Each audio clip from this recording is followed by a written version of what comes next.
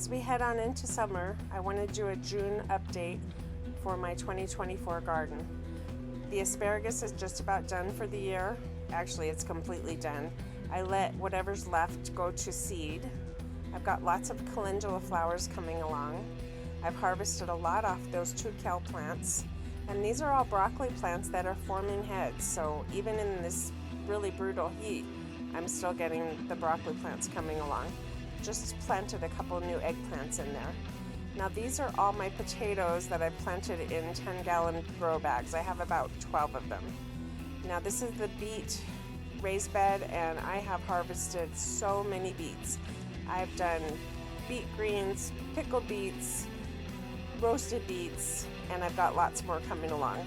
These 2 long beds have peppers, zinnias, onions, turnips, and then as we get into the trellis that we established, I had hoped that I'd have a lot of pole beans climbing these, but they have not done very well.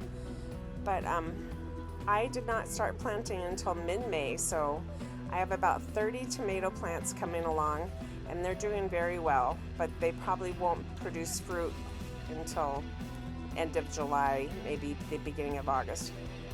This is the very first zinnia plant to bloom, and I see a couple of happy bees there. Now you can see the onions are getting very close to being ready to harvest. They're not super big this year, but they're very flavorful. I've already used several of them. Lots of peppers, and then all of this bok choy I just let go to seed. It didn't do very well, but I thought, well, it's going to attract pollinators and maybe it'll throw off a few seeds. Behind all these weeds, I've got some squash, more beans. This is my flower bed where I planted amaranth, sunchokes, sunflowers, sweet potatoes, and some gladiolas.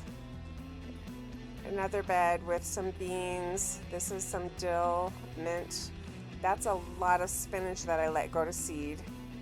This is the end of the rhubarb. So that's what's growing here in the high desert of New Mexico. Thanks so much for visiting Southwest Homestead.